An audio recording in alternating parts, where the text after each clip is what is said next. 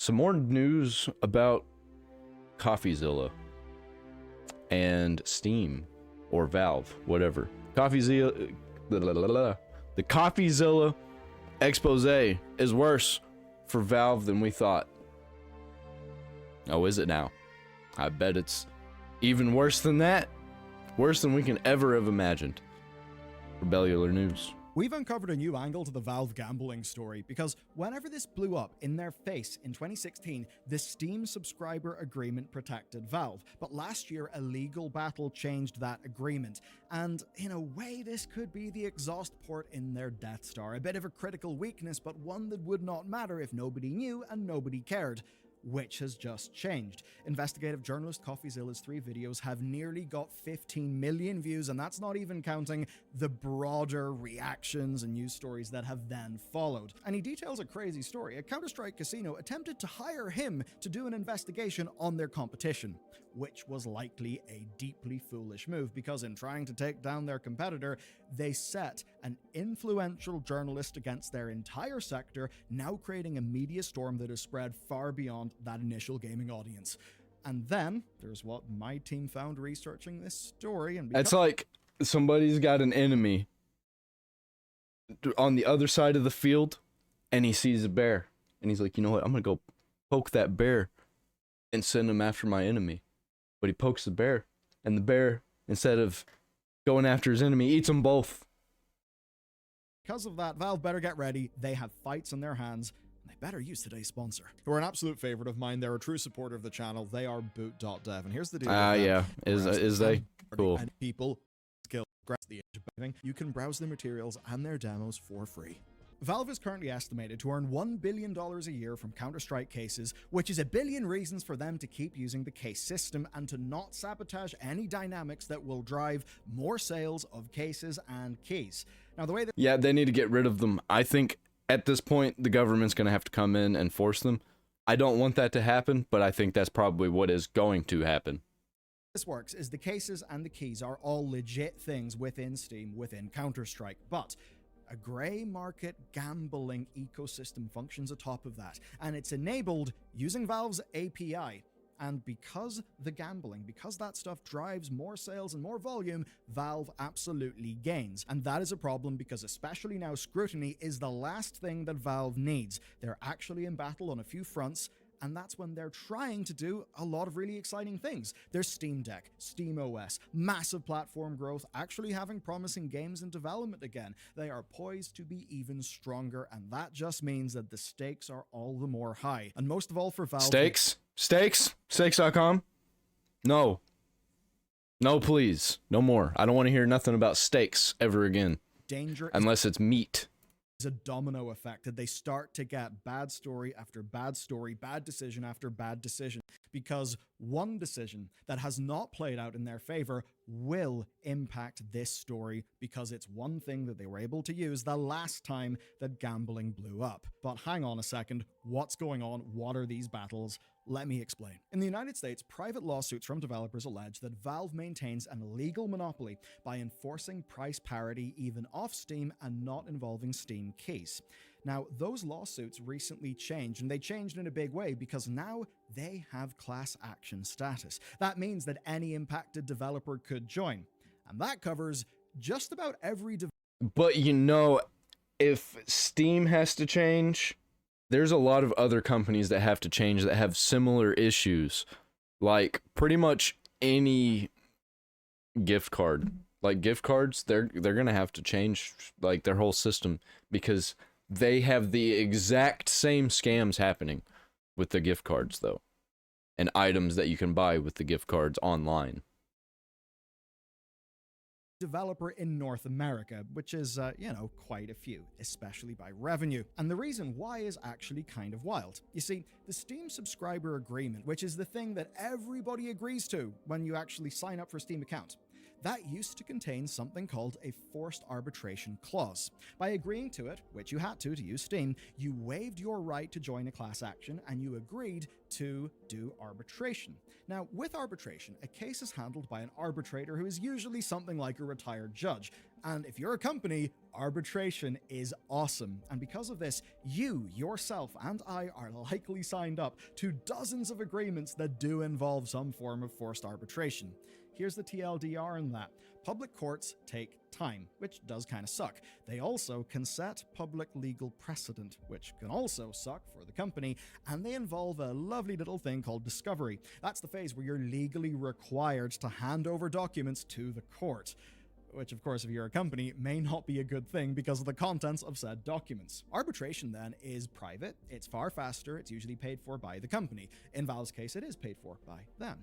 And there is a power imbalance, generally speaking, with arbitration. They are almost always in favor of the companies, which, funnily enough, is why companies almost always use them. I'll leave a consumer-centric explainer to, fully help you get up to speed in the source links of this video, but that's what you need to know for right now anyway.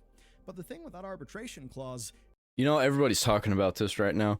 I think probably when Trump actually becomes president, I know this has nothing to do with that, but I think everyone's going to forget about this, and nobody's going to be talking about it for maybe another year.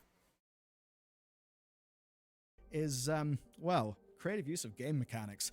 Lawyers realized they could exploit this, but a long story short, they could file arbitrations en masse, and by en masse, I mean tens of thousands of arbitration cases. And because the subscriber agreement said that Steam would actually pay for the legal costs, for Valve, that basically would have sucked, and for the lawyers, they basically had their risk dealt with because Valve's document that people signed up to said that Valve would cover the costs. Yeah, creative use of game mechanics. So, what happened then? Valve realized the impact of this and they changed the Steam subscriber agreement. And the change is actually a good one. It made your rights far more clear. That change dropped the forced arbitration clause and it helped people understand the fact that they own licenses to games on Steam, not actual games. Dropping this in the subscriber agreement does make a class action lawsuit possible, which is probably a good thing, but there is a funny side to all of this, and that is that it may not have mattered because, another thing happened. The court found that Valve's forced arbitration clause was actually legally unenforceable anyway, which is kind of funny. The TLDR, though, is that Valve's lawyers are very, very busy, and that's just in the US. This is not the end to their troubles. The UK's Competition Appeal Tribunal is hearing a similar case, and the European Union slapped them with a €7.8 million fine, how will they ever survive, as a part of an antitrust breaching cartel that used Steam's geo-blocking features to prevent games being bought in Eastern European countries from outside of those countries. Okay, all of that legal stuff basically bunch of legal woke stuff. Valve up. They realized, oh dear, shit's going on. We are really being scrutinized here. And that's why in Q3 of 2024, many of us received this innocuous little pop-up when we logged into Steam. And given people's reactions to being informed they own a license and not the game, it's fair to say... I remember that. That's the day that I decided I wasn't going to buy any more games on Steam. And guess what? I still have not. I've been buying games on GOG, the good old games. Many people didn't actually realize that they don't own their games in Steam. But the point is, a lot of noise, a lot of change, and into this environment, Coffeezilla dropped his 3 nukes. I did know that we didn't own our games. I've known for a very long time, but I'm in the online gaming space. This particularly in the security sector of the online gaming space, like Mutahar and Pirate Software and those kinds of people.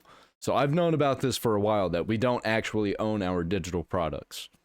Make sense of any of this, we gotta know how CS cosmetics actually work. So cases are earned by having a paid CS2 account and getting weekly drops. They're randomly from playing on official servers or by purchasing them from another player using Steam's market, where people, of course, are using Steam wallet currency. Now, Valve takes a cut of every transaction there. There's a 5% Steam market fee, and then because they're the publisher of Counter-Strike, 10%. And since you can sell this stuff, you can sell this stuff for like half price on websites for real money, and people buy it. Like, that's how people, when they acquire a whole bunch of Windows keys and they sell them online, It's the same thing. They're selling them for a low price because they're not actually worth anything, and they're, if you're smart, they're free to get, and that's just free money rolling in. That is obviously all Steam Wallet currency, so Valve earns the real currency whenever players actually buy into the ecosystem, and then with every subsequent transaction, that is them removing Steam Wallet currency from the market. So yeah, it's a lovely little system. They preside over that economy and they make a shitload. Now, cases don't work like in so many other games, like say the Overwatch loot boxes back in the day. That's because to open a case, you need a key. Now, keys cost $2.50. And I want you to think about this a bit like rare Pokemon or Magic cards. You could buy the card directly from a store, a collector, another player for a high price. Or you could just buy loads of booster packs for a lower price, hoping that RNG is in your favor. It all kind of depends on your risk tolerance and how much you just want in the card. So items contained in cases can be sold on the market, but you can also just buy a key to open a case. So in theory, right, beyond using the money to buy more keys for more cases, you can actually trade this like a little bit of a stock market to get loads of Steam currency.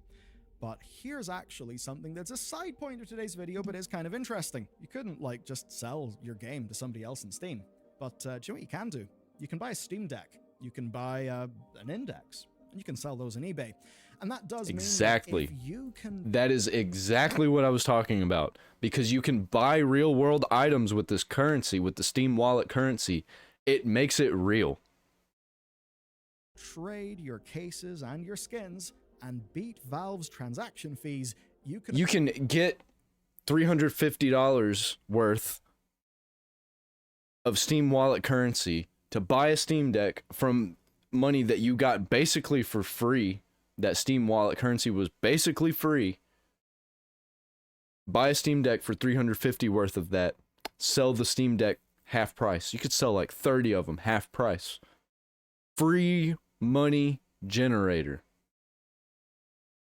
You can earn a thick Steam Wallet, which you can then use to buy Valve hardware. But not just that, you can also buy just Steam keys for games and for wallet codes. Sell those online. That's how you get those websites where you get deals on Steam codes and stuff that aren't legitimate usually. You can then sell for real money. So that's an angle, but it's not the core of today's video. The core of this video is the gambling empire that rests atop it. So just the cases earned Valve $1 billion in 2023. That is before every other way that they earn money from all of this even comes into account. And in theory, this is safe. This is Valve's economy using Valve's monopoly money, and you cannot trade out. Asterisk, buy a Steam Deck, sell it on eBay. In theory. Because the thing is, in reality, you can cash out to crypto if you really want to. Enter the skin gambling sites. These sit atop Valve's market, and they are entirely reliant on Valve's system. So it's all of the things that I was just saying happen instantly, kind of. It's the machine's already there running, and they know it'll work, so they go ahead and give you the crypto, because then they can have the thing to run the machine. Systems to function. Here's basically how. Users connect their Steam account to one of these gambling sites. Then they can use their skins to gamble on games of chance. And of course, much like a rare Magic or Pokemon card, those skins have got a dollar value. And it's a real dollar value. It really is. When Overwatch 2 sells you a skin, Blizzard sets the price, and it's really, do you believe them that that's the fair price for that item? But a Counter-Strike knife will go for hundreds of dollars, or thousands of dollars, sometimes north of $10,000. And that is based on a real market that is dictating its price based on supply. Of course, Valve controls supply, and of course on the perceived value, which is controlled by the users. But people do buy these skins for a lot of money.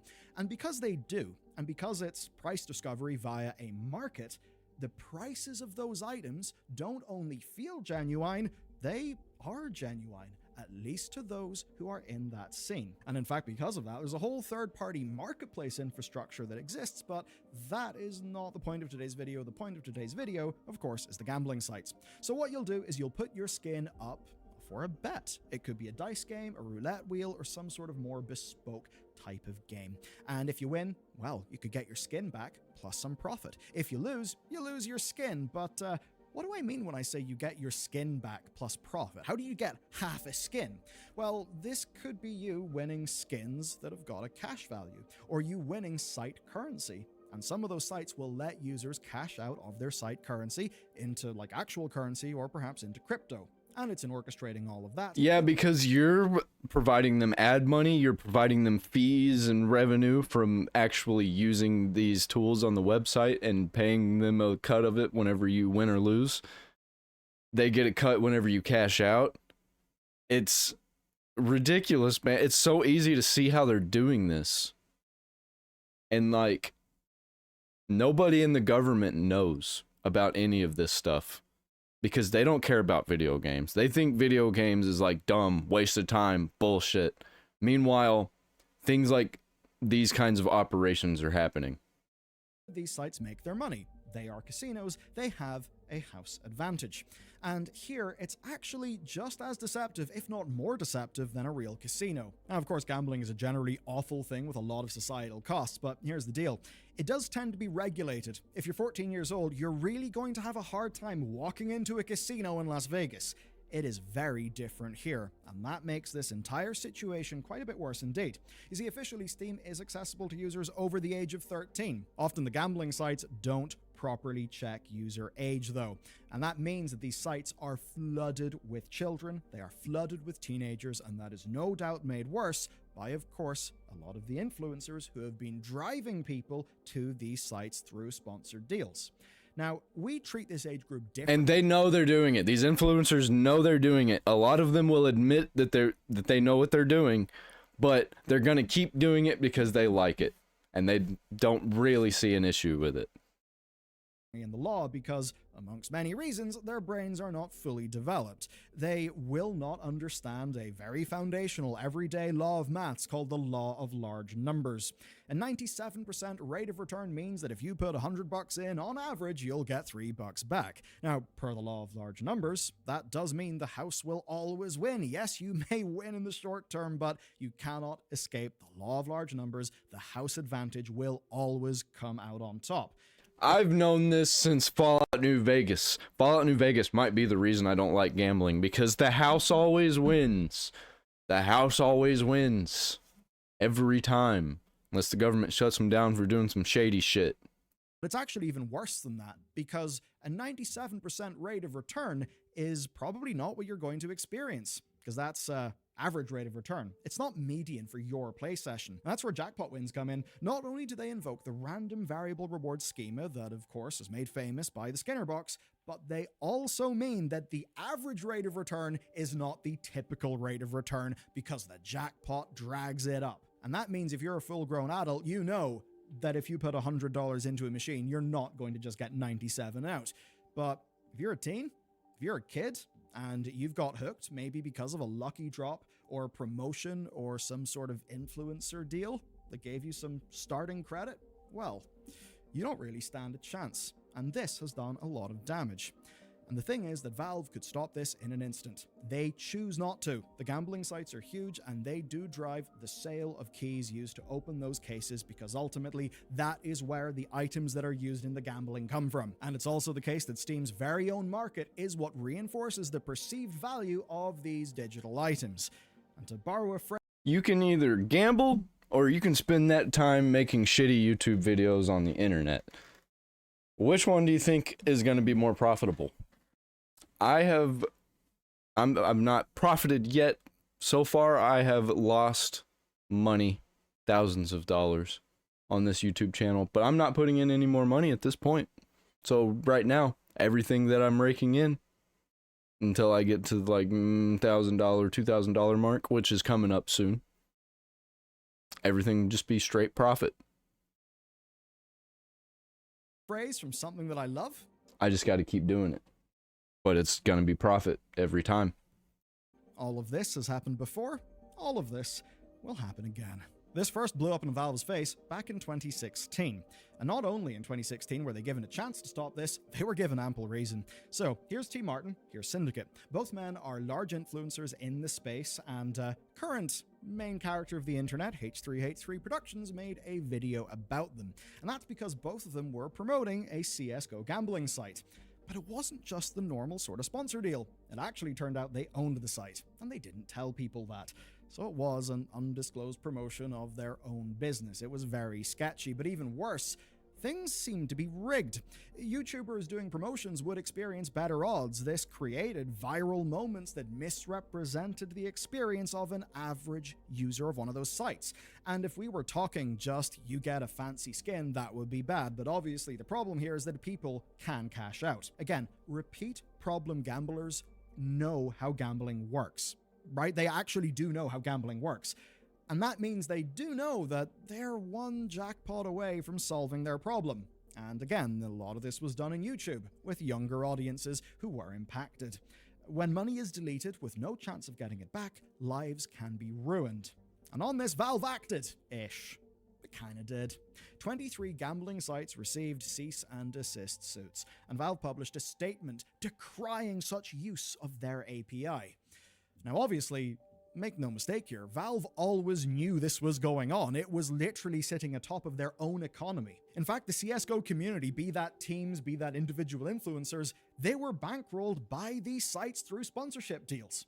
So, all of that happened. Valve only acted when it became a problem, a PR problem, but they didn't really act because new sites emerged, and to this day, users can still link their Steam account, gamble their skins, and cash out into currency or... They even made a whole new game. They made a whole new game. And it got worse, and you know they don't care. Somebody knows, and they're keeping their mouth shut because they know that they're making so much money off of it. And they're just pretending like, well, I mean, we don't know. We don't know what to do about it. We don't know anything about them. We're not working with them. But they know they're making profit off of it, so they don't want to do anything about it. They'll save face and pretend they're doing stuff about it and send cease and desist letters. But what does that do? You know what's really going to stop it? If they're forced to shut it down. Or crypto. But that's not the full story. Families sued Valve, and the reason Valve was able to go through those suits unscathed no longer exists. That is why I brought up the previous legal troubles before we dove into the gambling. Here is the defense that Valve have lost. When the original story blew up, the families who were suing, of course, follow the Steam subscriber agreement. They were required to undergo arbitration because that is what the agreement said. And rather unsurprisingly, the arbitrators broadly found in favor of Valve, as is kind of the norm in corporate arbitration. And there's also an element here of divide and conquer, everyone a separate arbitration case. This went on, it fizzled out, and the final case from parents was dismissed in 2022. People Make Games then published their report into the ongoing gambling problem. They got 400k views, which is great, and their piece of work is fantastic, but it's not 15 million views. That's what Coffeezilla brings to the picture. And by the time Coffeezilla began his research, these gambling sites... that's not 15 million views, though. I mean, come on. That's not 15 million views. That's like... probably... I'd say probably 3.5 million are the same viewers watching all three videos. So you can't really say that. Maybe across all of them, maybe you got 7 million unique viewers, and that's a generous number. Sites were getting a little bit more daring. They were sponsoring esports teams like G2. Yeah, it was a grey market or a black market, but it was a very public, very visible one. This got so bad that Twitch made moves to ban skin gambling promotion, and in 2023, Valve acted. Again, they acted technically. The Steam Subscriber Agreement Code of Conduct specifically prohibited gambling, buying, or selling Steam accounts and selling content. There you go. With that done, Valve could punish their users who engaged in gambling. The gambling was gone and everything was fine.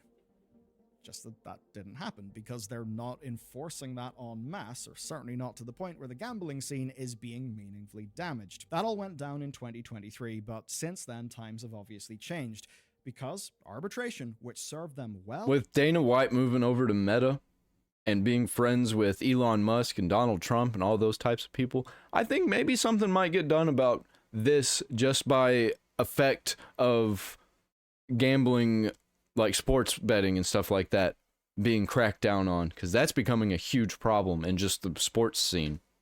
in 2016 is gone from the Steam subscriber agreement. It was also found to be unenforceable. And on top of that, Valve are already facing class action lawsuits. Could they have another one here? Because a class action lawsuit tackling the gambling, that could actually be massive. Not only because it's a big story, because it's unregulated gambling, because a lot of harm was done to people on Valve's platform, but because it's a hell of a human interest story. And that is just the type of story that people can make a lot of hay from. If you want to get somebody in some government agency really, ready to carry on the fight, a story like this is gold. So what are Valve to do, and would the government actually intervene here? Honestly, big picture, I do kind of doubt it. The overall vibes towards gambling are fairly positive. A 2018 Supreme Court decision legalized online sports betting in the US, so congratulations, America. That's long been a blight in the UK, and now you guys get to have it too. But I don't really see anything big or hawkish coming from the government there. Me neither. Coffeezilla argues that Valve could solve most of this by doing a know your customer. I think the only thing that's going to happen is they're going to stop with the fake ads on social media. That's probably what's going to happen, and we'll just get real gambling ads. Check. Like if somebody's ID shows that they are of an age to actually know what they're doing in a legal sense, then Valve would absolutely be way safer here. But, it's a legal thing, but it's also a moral thing. They would still be profiting from gambling. Do we like that? It's something that much of the Counter-Strike 2 community absolutely hates. But for Valve, the skin market is big business. They know that gambling drives volume. They could have solved this problem for good a long time ago, yet they didn't. Of course, if Valve was to go and change the loot box element, they would have a vastly lower value market. If they implemented price controls to stop crazy things happening, well, that would damage their market. It would break the value. They can't release the Steam Deck 2 and Valve Index, whatever number they're on, without manipulating kids. Don't you people understand? Don't you get it? They have to manipulate kids so they can have all this money so they can do things. So they can build things to manipulate more people with. Finding function that drives Money! the perceived value of Counter-Strike skins, which would then devalue them in the eyes of players, so they're not going to do that. This is a question of how Valve wants to earn their money, and as a private company, they are free to do that however they want. There is no stock price obsessed board of people who don't know what a video game is to blame. It's only Valve, it's only their leadership, and that means it's Gabe Newell. This is True. a question for him, because the buck stops. Becoming less based by the day, by the hour, as long as this stuff keeps staying up, and he knows about it 100%. And he probably has a shitty take on it too. With him. It's unlikely the US regulators will change anything here, I would say, given the 2018 sports betting decision. But the defense that saved Valve from the worst of 2016 is now gone. A hushed arbitration that is able to do divide and conquer on all of the aggrieved people, that is very different to a large, very public court case that involves discovery. Discovery is important. If there is an email between Gabe and somebody else at Valve that references they know about the gambling or some internal estimate of how much money they're making or anything, well, they'd be legally required to hand that over. And that could be a bad look. On the topic of looks and PR, oh boy, CD Projekt Red, Rebel Wolves. There's a lot to talk about, and it's in this video. Man, Steam is going the way of porn and gambling, and probably drugs here pretty soon. Which I think both of those are drugs, but I'm talking like actual drugs pretty soon. They're going to have like people in online communities doing drugs and selling drugs online. Who knows, man? Who knows? I could see it. And them being like, we don't know nothing about that. That has nothing to do with us. I don't know why I used an Indian accent there. Probably because most of their people behind the desk probably are in India. Because they don't have very many people actually working at Valve. They're going to outsource all of that stuff. No, they don't. They just ignore you at their desk because they get all of the hate mail directly. I used to love Steam. I still love Steam. I still play games on Steam all the time, but I will no longer purchase from Steam. I'm getting all my games from GOG, and I think that you should too. Until Steam gets its shit together and gets rid of all of the garbage from its platform. I hate it.